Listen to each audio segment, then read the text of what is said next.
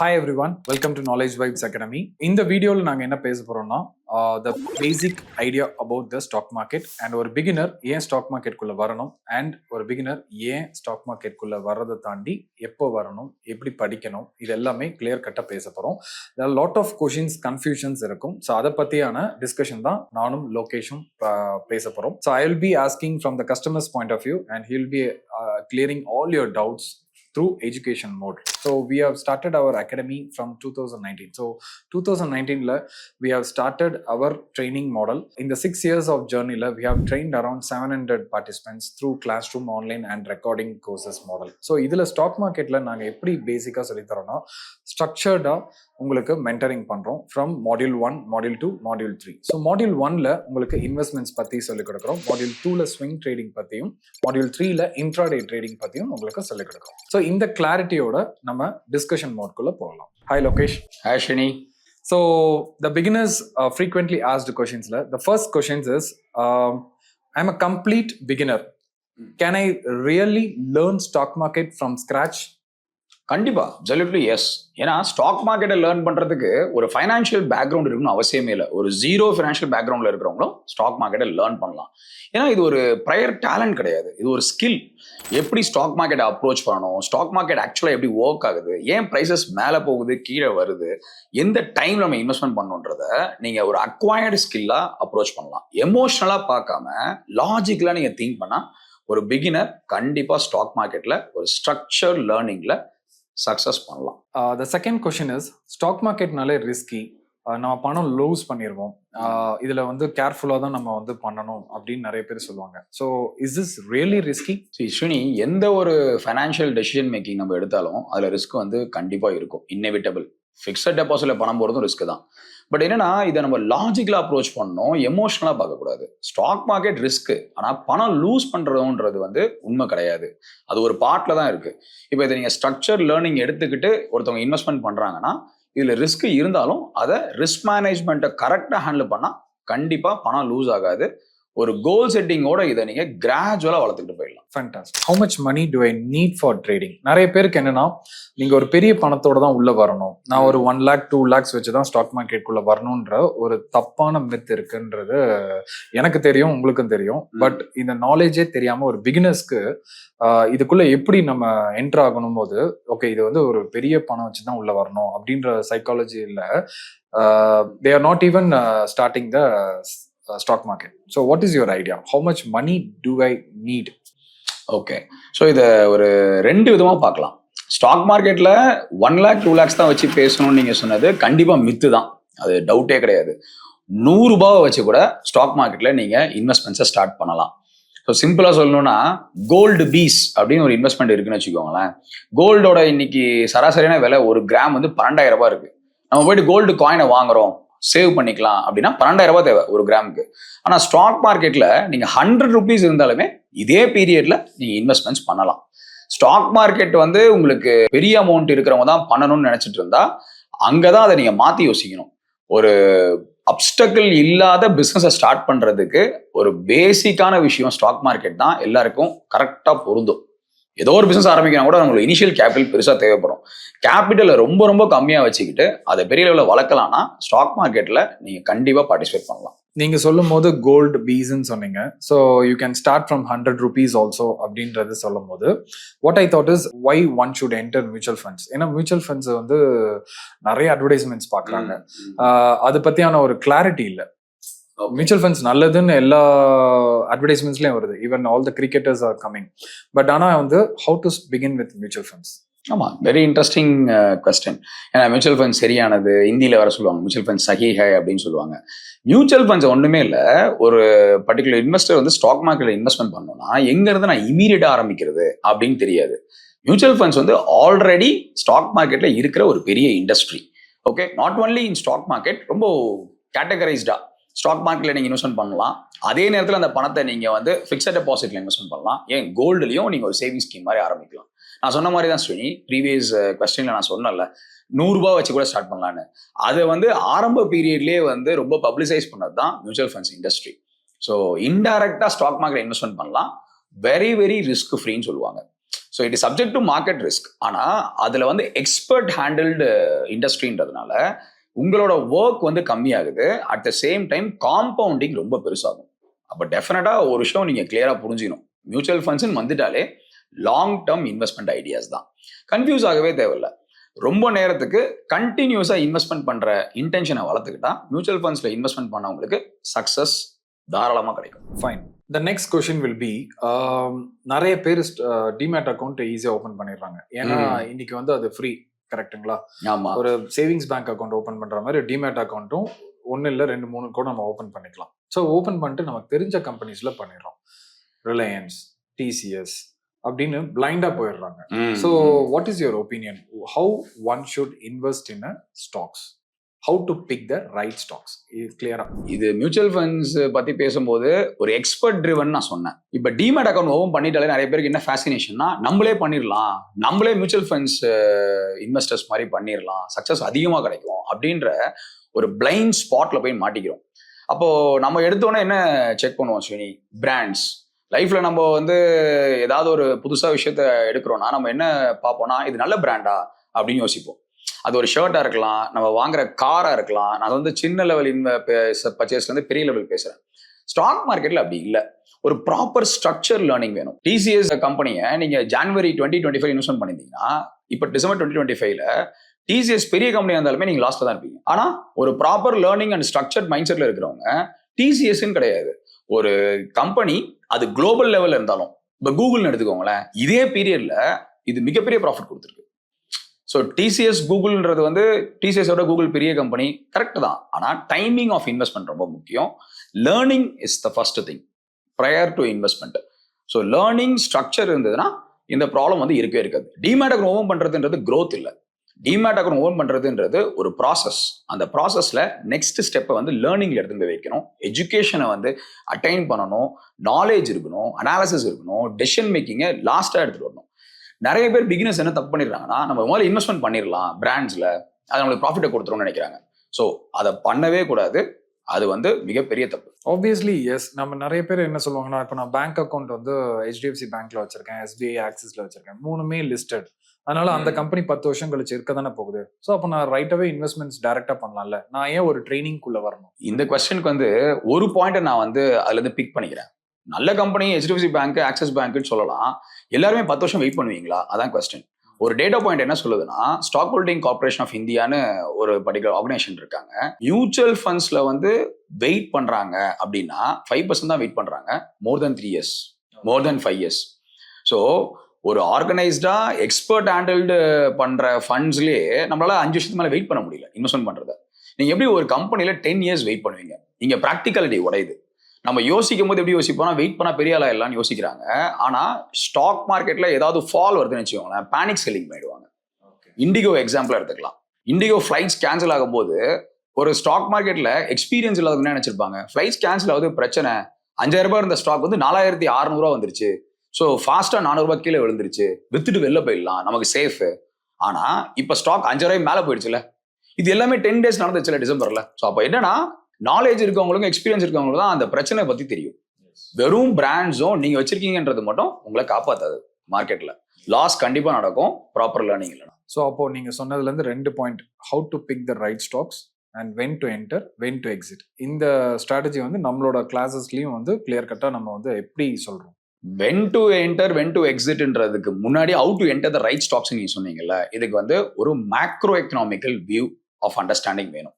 So அப்போ எந்த மாதிரியான டைம்ல நான் என்டர் ஆகணும்னா, எனக்கு வந்து இந்தியன் எக்கனாமிக்ஸ் வந்து எப்படி பேன் அவுட் ஆகுது, கவர்மெண்ட் பாலிசிஸ் எதை பேஸ் பண்ணி பண்றாங்க, எந்த இண்டஸ்ட்ரி அதுல பெனிஃபிட் ஆகுது. இப்போ பட்ஜெட்ஸ் வரப்போகுது பிப்ரவரி 2026ல. இதுல எந்த இண்டஸ்ட்ரியில அதிகமான இன்வெஸ்ட்மெண்ட்ஸ் பண்றாங்க, இன்ஃப்ராஸ்ட்ரக்சர் க்ரோத்துக்கு பண்றாங்களா, கவர்மெண்ட்ஸ் எப்படி பிளான் பண்றாங்கன்றதை பொறுத்து அதுல பெனிஃபிட் ஆக போற கம்பெனிஸ். அதே பட்ஜெட்ல இதுல வந்து நாங்க வந்து பட்ஜெட்ரி அலோகேஷன்ஸ் கம்மி பண்றோம்னு சொன்னா ஒரு சில கம்பெனிஸ்ல பிரச்சனை வரும். அப்போ அனாலிசிஸ் தெரியணும். இதை வந்து ஃபண்டமெண்டல் அனாலிசிஸ் நம்ம சொல்லுவோம், நம்பர் 1. ஸோ இதுல எனக்கு கிளாரிட்டி கிடைச்சிருச்சு, அப்போ நான் ஸ்டாக்கை பிக் பண்ணிட்டேன், அதோட ஃபினிஷ் ஆயிடுச்சா? கண்டிப்பா கிடையாது. ஏன் அப்படின்னா, வென் டு என்டர்ன்றது ஒரு பெரிய டஃப்பான கொஸ்டின். அப்போ ஒரு ஸ்டாக்கோட சைக்கிளை புரிஞ்சுக்கணும். எந்த கம்பெனியுமே ஒரே ஸ்ட்ரெச்ல மேல போயிட்டே இருக்காது, ஒரே ஸ்ட்ரெச்ல கீழே வந்துட்டே இருக்காது. ஒரு சைக்கிளிக்கல் மூவ்மெண்ட்ல தான் இருக்கும். ஏன்னா பிசினஸ்ன்றது ஒரு சைக்கிள். நம்மளுமே பிஸ்னஸ் பண்றோம் ஸ்ரீனி. நம்ம வந்து டிப்ஸ் பார்த்துருக்கோம், ப்ராப்ளம்ஸை வந்து சந்திச்சிருக்கோம். அதே மாதிரி ஒரு நல்ல வாட்டர் ஷெட் மொமெண்ட்டையும் பார்த்துருக்கோம். எல்லா பிஸ்னஸுமே இப்படி பார்ப்பாங்க. இப்போ விண்டர்ல இருக்கும், அப்போ பயங்கரமா ஏசி சேல்ஸ் ஆகாதுல்ல, அது உங்களுக்கு முன்னாடி தெரியணும். அப்போ ரைட்டான டைம்ல இன்வெஸ்ட்மெண்ட் பண்றதுன்றது வந்து ட்ரெண்ட் பேஸ்டு இன்வெஸ்ட்மெண்ட்ஸ் பண்ணணும். அப்போ அதுக்கு நீங்க இன்வெஸ்ட்மெண்ட் சைக்கிள் லேர்ன் பண்ணணும். திரும்ப திரும்ப ஒரே விஷயத்தை நம்ம சொல்ற மாதிரி தான் இருக்கும். என்னன்னா, நீங்க என்ட்ரி பண்ணாலும் சரி, எக்ஸிட் பண்ணாலும் சரி, கோல் செட்டிங் வேணும். அப்போ என்ட்ரி பண்றதை நான் கரெக்டாக பண்ணிட்டேன் அப்படின்னா நம்ம அப்படியே விட்டுறலாமா? 10 years கிடையாது. ஏன்னா நல்ல ப்ராஃபிட் கொடுத்த கம்பெனி நீங்க விற்கல, நான் இன்னும் கொஞ்சம் ப்ராஃபிட் ஆகும்னு எதிர்பார்த்தேன் அப்படின்னா மெதுவா கிரீட் உள்ள வரும். அப்ப ஏற்கனவே நான் செட் பண்ண கோலை என் கம்பெனி வந்து ரீச் ஆயிடுச்சு அப்படின்னா ஸ்டாக் மார்க்கெட்டையும் நீங்க ஒரு ஃபிக்ஸட் டெபாசிட் மாதிரி தான் பாக்குறீங்க. ஏன்னா உங்களுக்கே தெரியும், ஃபிக்ஸட் டெபாசிட்ல ஃபர்ஸ்ட் கோல் கொடுத்துருவாங்க. அதாவது இந்த பேங்க்ல நான் இங்க பணம் போடுறீங்க, நெக்ஸ்ட் இயர்ல எடுக்க போறீங்கன்னா 8% கோல் தானே, அது ஃபிக்ஸட்ல. அப்ப அந்த ஃபிக்ஸட் நம்பரை நம்ம ஏன் ஸ்டாக் மார்க்கெட்ல வைக்கிறது இல்லைன்னா நம்ம அதிகமா ஆசைப்படுறோம். ஆனா ஸ்டாக் மார்க்கெட்லயும் உங்களுக்கு வந்து ஒரு ஆர்கனைஸ்டு வே ஆஃப் க்ரோத் தான் கிடைக்கும். அதனால எக்ஸிட் ஸ்ட்ராட்டஜியும் புரிஞ்சுக்கணும், என்ட்ரி ஸ்ட்ராட்டஜியும் புரிஞ்சுக்கணும், செரி பிக்கிங் ஆஃப் ஸ்டாக்ஸ் பண்றதுக்கான அப்ராப்ரியேட் அனாலிசிஸ் இருக்கணும். அப்பதான் இந்த ப்ராட் கொஸ்டினை நீங்க ஆன்சர் பண்ண முடியும். ஏன்னா நீங்க கேட்டதுதான் என்டையர் ஸ்டாக் மார்க்கெட் ஆக்சுவலி, இல்லையா?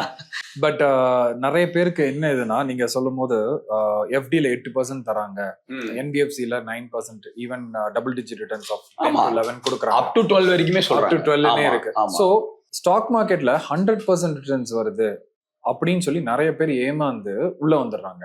Is it possible? What is the maximum percentage we can expect? இதை நம்ம வந்து ஒரு குவான்டிஃபை பண்ணாம பாசிபிலிட்டிஸை பத்தி பேசுவோம்.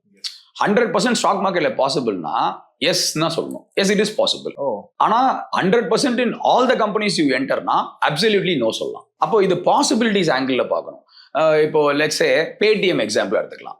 லாஸ்ட் இயர் February 2024 இன்வெஸ்ட்மெண்ட் பண்ணவங்களுக்கு இது வந்து மோர் தென் 200% இருக்கே, 2x growth வந்திருக்கு. அரௌண்ட் 350 rupees இந்த ஸ்டாக் வந்து 1300 போயிருக்கு, மோர் தென் டபுள்.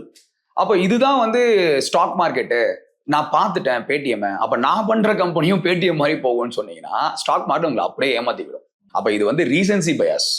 நான் ஏற்கனவே பார்த்தேன், இது வந்து ப்ராஃபிட் ஆயிடுச்சு இந்த கம்பெனி, நான் நிறைய யூடியூப்ஸ்ல பார்த்தேன், நம்மளே பேசுற மாதிரி எத்தனையோ எக்ஸ்பர்ட்ஸ் பேசுறாங்க. அப்ப அது உங்களுக்கு கிடைச்சிருமா? கிடையாது. ஃபர்ஸ்ட் என்னன்னா, கோல் செட்டிங் நீங்க முன்னாடியே பண்ணிக்கணும். நீங்க கேட்கலாம், 10% ப்ராஃபிட் பண்ணவர் அப்ப 90% இழந்துட்டாரு தானே பேடிஎம்ல, இல்ல 190% இழந்துட்டாருன்னா கரெக்ட், அது ஆப்பர்ச்சுனிட்டி லாஸ். ஆனா அந்த மாதிரி கோல் செட்டிங் பண்றவங்க லாஸே ஆக மாட்டாங்கல்ல. சோ நான் எல்லா கம்பெனிலுமே 10% ப்ராஃபிட் கிடைச்ச பிறகு நான் பெட்டர் தேன் பேங்க் எஃப்டியோட இருக்கு. எஃப்டியோட அதிகம். பெஞ்ச் மார்க்கிங் நீங்க எங்க பண்றீங்கன்றதான் இம்பார்ட்டன்ட் இந்த இடத்துல. ஸ்டாக் மார்க்கெட் நான் உள்ள வரதே வந்து 100% எடுக்கிறதுக்கு வரேன் அப்படின்னா நீங்க ஸ்டாக் மார்க்கெட்டை சரியா புரிஞ்சிக்கல. 100 கம்பெனில 10 கம்பெனி மல்டி பேக்கர் ஆகலாம், ஆனா 100 கம்பெனில 90 கம்பெனி 10%க்கு மேல போகும். Very good. ஸோ அதுதான் மியூச்சுவல் ஃபண்ட்ஸ் பர்சீவ் பண்றாங்க. அப்போ பெரிய ஆளுங்க பர்சீவ் பண்ற அந்த தாட் ப்ராசஸ்ல நீங்க இருக்கணும். ஏன்னா அவங்க 20,000 கோடி 30,000 கோடி அந்த லெவல் ஆஃப் இன்வெஸ்ட்மெண்ட்ஸை வந்து ஸ்டாக் மார்க்கெட்ல ஹேண்டில் பண்றாங்க. ஸோ அந்த பெர்ஸ்பெக்டிவ்ல நீங்க இருந்தீங்கன்னா ஸ்டாக் மார்க்கெட் உங்களுக்கு ஒரு சக்சஸ்ஃபுல்லான கிராஜுவல் க்ரோத்தை கொடுக்கும். அதுதான் ப்ராசஸ். ஸோ அதுதான் லாங் டேர்மா சர்வைவ் பண்ண முடியும் கண்டிப்பா. So instead of aiming for big returns you trust the process and period. So you will really reach the exact goal you wanted to reach in the market. Fine. So ஒரு பிகினர்ஸோட point of view, ஒரு intermediate லெவலில் எப்படின்னா நிறைய இப்போ இன்னைக்கு artificial இன்டெலிஜென்ஸோட வந்துருச்சு. ChatGPT, பெர்ப்ளெக்சிட்டிலலாம் ஆட்டோமேட்டிக்காக they are started reading. நம்ம அதை வந்து கரெக்டுன்னு சொல்லலாம், தப்புன்னு சொல்லலாம். But what is the idea is, நிறைய பேர் வந்து ஸ்விங் ட்ரேடிங்னா என்ன, இன்ட்ராடே ட்ரேடிங்னா என்ன, டே ட்ரேடிங்னா என்ன, ஸோ பொசிஷனல் ட்ரேடிங்னா என்ன, அந்த ஒரு கொஷின்ஸ் கேட்குறாங்க. Okay. So what kind of investor, what kind of ideas they have to take? ஒரு கஸ்டமர் நான் எதை சூஸ் பண்ணணும்? ஸ்விங் ட்ரேடிங்கை சூஸ் பண்ணணுமா, இல்லை நான் வந்து இன்ட்ராடே ட்ரேடிங்கை சூஸ் பண்ணணுமா, ஆர் பொசிஷனல் ட்ரேடிங் சூஸ் பண்ணணுமா? இது வந்து ஒரு connected question for every person. அப்போ நீங்கள் முதல்ல உங்களை ஃபிக்ஸ் பண்ணிக்கணும். இப்போ லெட்ஸ் சே ஸ்வினி, நீங்கள் வந்து ஒரு ஸ்விங் ட்ரேடர் அப்படின்னு ஃபிக்ஸ் பண்ணிக்கிட்டீங்கன்னா நீங்கள் வந்து கோலை அதுக்கேற்ற மாதிரி ஃபிக்ஸ் பண்ணணும். கோல்னு சொல்லும் போது 2 விஷயம் வரும் இதுல. ஒன்னு time. Sorry to interrupt. What is swing trading? Swing ட்ரேடிங்ன்றது ஒரு கம்பெனியோட மார்க்கெட் சைக்கிள்ல அப்வர்ட் சைக்கிள் இருக்கும், டவுன்வர்ட் சைக்கிள் இருக்கும். ஸ்விங் ட்ரேடர்ஸா இருக்கவங்க என்ன பண்ணுவாங்கன்னா, டவுன்வர்ட் சைக்கிள் இருக்கும்போது அந்த கம்பெனியை வாட்ச் லிஸ்ட்ல எடுத்துப்பாங்க. Let's say company ABC limited ஒரு எக்ஸாம்பிள் எடுத்துப்போம். அந்த கம்பெனியோட விலை வந்து 100 ரூபாய் இருக்கு. அவர் பார்த்துக்கிட்டே இருக்காரு, அது 70 ரூபா, 60 ரூபா, 50 ரூபா வரைக்கும் வந்துருச்சு. ஓகே, திரும்பியும் அது வந்து அந்த ஜேர்னியை ஸ்டார்ட் பண்ண போகுது. கீழே விழுந்த கம்பெனி மேலே ஏற போகுது. அஃப்கோர்ஸ் இதுக்கு பின்னாடி நிறைய நாலேஜ் இருக்கு. சும்மா எல்லா கம்பெனியுமே கீழே விழுந்தா மேலே ஏறாது. ஸோ அதை புரிஞ்சுக்கணும் ஸ்விங் ட்ரேடர் முதல்ல. அதுக்கு நாலேஜ் இருக்காரு ட்ரேடர். அடுத்து என்ன பண்ணுவாருன்னா 50 ரூபாய் என்ட்ரி பண்ணுவார். ஏற்கனவே விழுந்ததை அவர் பார்த்துட்டாரு. அப்போ அது ரெக்கவர் ஆகுது. இதுக்கு பின்னாடி நிறைய லாஜிக் அப்ளை பண்ணுவாங்க. ஏன் அது ரெக்கவர் ஆகணும், இது இந்த கம்பெனி எடுக்கிறது கரெக்டா. ஸோ இப்போ ஹிடன் ஜெம்ஸ்ன்னு பேசுவாங்க நிறைய இடத்துல, நம்ம பார்ப்போம் அந்த வார்த்தை ஹிடன் ஜெம்ஸ். ஏன் ஹிடன் ஜெம்ஸ்? ஏன்னா கீழே விழுந்த கம்பெனி யாரும் ஃபோக்கஸ் பண்ண மாட்டாங்க. அப்போ ஸ்விங் ட்ரேடர்ஸ் கீழே விழுந்த கம்பெனி தான் ஃபோக்கஸ் பண்ணுவாங்க.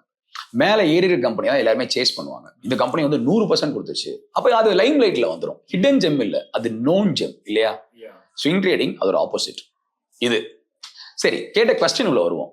ஃபர்ஸ்ட் நீங்க கேட்ட கொஸ்டின் என்னன்னா, இது எப்படி வந்து நம்ம பிரிச்சுக்கலாம், நம்ம யாருன்றதை நம்ம பொசிஷன் பண்ணிக்கணும். கோல் செட்டிங் பண்ணுவாங்க. ஸ்விங் ட்ரேடர்ஸ் என்ன பண்ணுவாங்கன்னா, டைமையும் அந்த ரிட்டர்ன்ஸையும் கோல் செட் பண்ணுவாங்க. கொஞ்ச நேரத்துக்கு முன்னாடி நம்ம பேசும்போது ஸ்டாக் மார்க்கெட்ல எஃப்டியை விட அதிகமாக ரிட்டர்ன்ஸ் வந்தா எடுத்துடணும், பெஞ்ச் மார்க் பண்ணிக்கலாம். 8% எஃப்டி, அதை விட 2.5% கிடைக்குது, ஆல்ஃபா ரிட்டர்ன் சொல்லுவாங்க. எஃப்டியை விட அதிகமாக கிடைக்காத ஆல்ஃபா ரிட்டர்ன் சொல்லுவாங்க, எடுத்துடலாம். பட் எஃப்டியில் என்ன டைம் ஸ்ட்ரீனி ஜென்ரலா 1 இயர். அப்போ இதுல டைம் வந்துருச்சுல்ல, ஒரு வருஷத்துக்கு அந்த பணத்தை டிஸ்டர்ப் பண்ணாம இருந்தா அந்த பணம் உங்களுக்கு 8% கொடுக்குது. பேங்க் அப்படி தானே ப்ராமிஸ் பண்றாங்க. அப்ப ஸ்டாக் மார்க்கெட்டையும் நீங்க டைம் வந்து கனெக்ட் பண்ணணும். ஸ்விங் ட்ரேடர் கனெக்ட் பண்ணுவாங்க.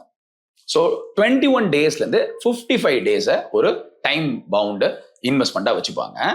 இந்த டைம் பவுண்டுக்குள்ள அவங்க இன்வெஸ்ட்மெண்ட் 5% அதிகமாகுது அப்படின்னா, என்னைக்கு அது 5% கொடுக்குதோ அன்னைக்கு எக்ஸிட் பண்ணிடுவாங்க.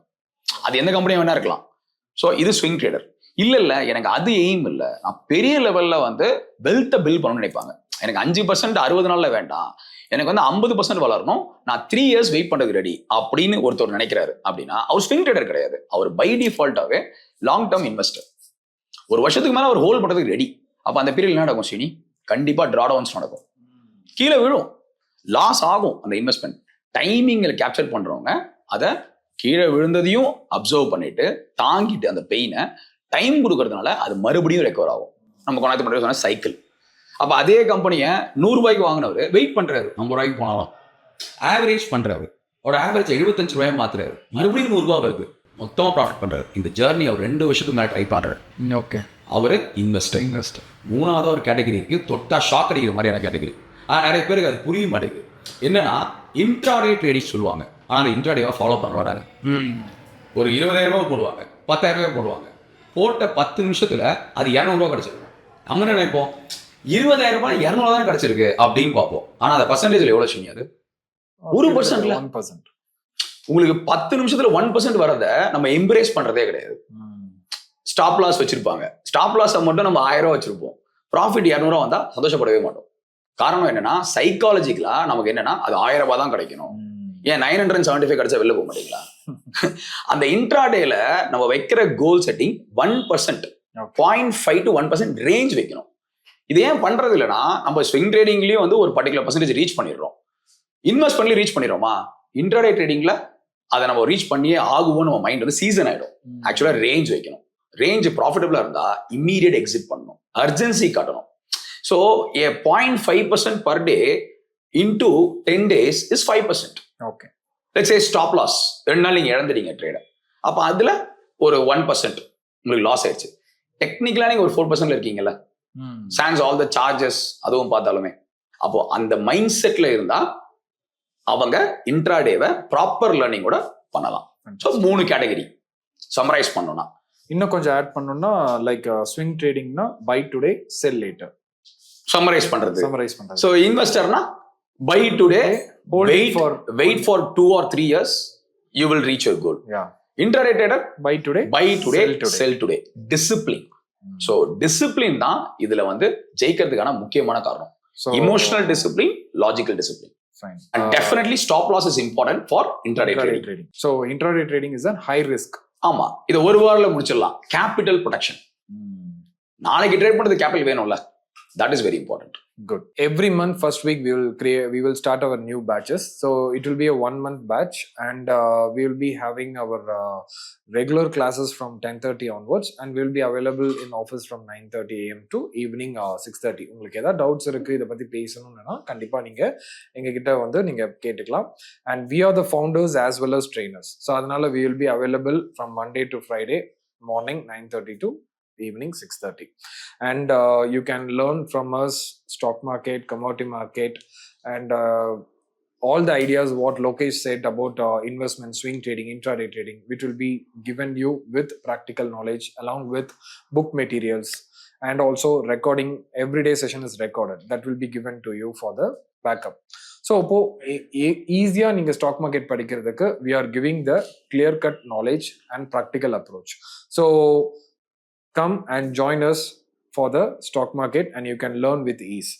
Adding to that, if you want to experience our training, means you can join our first day session as a free demo session, and you can also enroll to our webinar every month.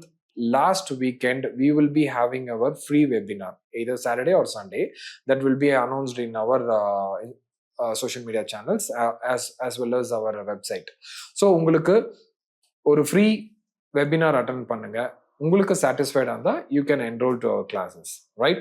So all the very best, happy new year, as well as get into the stock market journey along with us and learn stock market with ease. Thank you.